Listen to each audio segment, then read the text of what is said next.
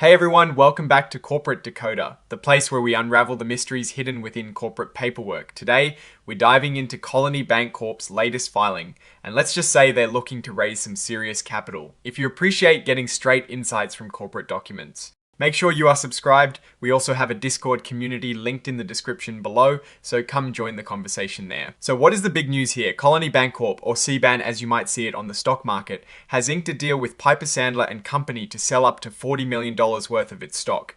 Think of it like this: they're getting ready to offer their shares to the public, and they've appointed a specific company to help them do it smoothly. This agreement is basically a handshake deal that lets Colony Bankcorp sell its common stock, which is the regular kind of stock that most people and institutional investors buy. They can sell these shares over time, and the total amount they're aiming to raise is $40 million.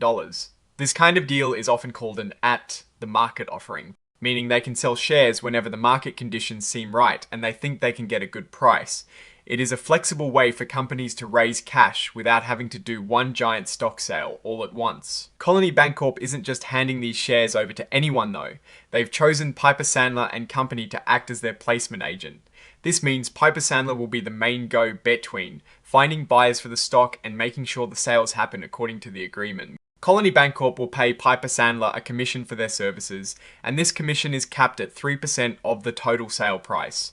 That is a pretty standard fee for this kind of service. So what are the terms of this agreement? Colony Bankcorp gets to decide how many shares to sell, when to sell them, and even set a minimum price to ensure they're not selling their stock for too little.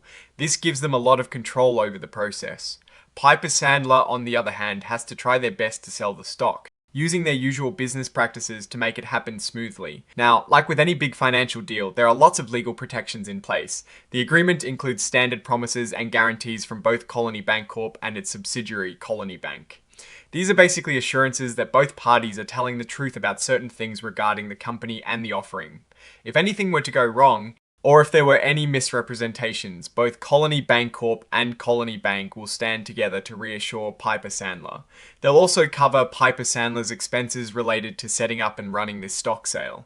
This is all pretty standard stuff in these types of agreements to make sure everyone is protected. Here is a crucial detail. Colony Bankcorp isn't forced to sell any stock at all. They can pause or stop the whole thing at any time, and so can Piper Sandler.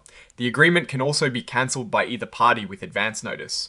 This flexibility is really important because market conditions can change quickly and they need the ability to adapt. The shares being sold will be under an existing registration statement filed earlier this year. This basically means they've already told the Securities and Exchange Commission, or the CAC, that they might sell shares, and now they're getting specific about how and when they plan to do it. It is a two-step process, and this filing is the how and when part. So why are they raising all this money? According to the filing, the funds will be used for general corporate purposes.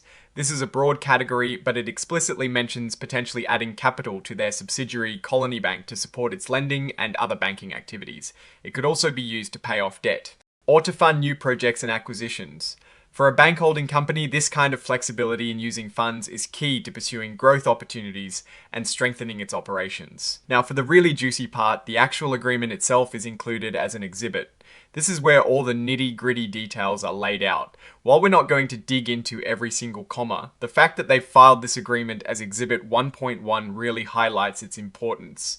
It's the foundation for this entire $40 million fundraising effort. And finally, this report includes a cover page interactive data file. This is basically a machine-readable version of the report's cover page designed to make it easier for computers and financial data systems to process information quickly. It's a technical detail but shows a commitment to transparency and efficient data sharing. So, looking at this filing, Colony Bankcorp is signaling a clear intention to bolster its financial position. The decision to raise up to $40 million through an the market offering shows they are proactively seeking capital for growth and operational strength. This is a smart move for a bank holding company like CBAN, as it allows them to adapt to changing market conditions and seize strategic opportunities without immediate pressure. By partnering with Piper Sandler, they're leveraging experienced professionals to navigate the complexities of the stock market. The potential use of these funds primarily for strengthening their banking subsidiary, Colony Bank, is a strong indicator of their strategic focus. Supporting lending and investment activities is the lifeblood of a bank, and ensuring that subsidiary has adequate capital is paramount. This also provides them with the flexibility to pursue acquisitions or other initiatives that could expand their reach and profitability. However, it is also important to remember that issuing more stock can dilute the ownership stake of existing shareholders, while the goal is to use this capital to grow the company's value, which should ideally offset the dilution in the long run. It is a factor existing investors always keep an eye on. The flexibility to suspend sales means they are mindful of market valuation and will likely try to sell shares when the price is favorable.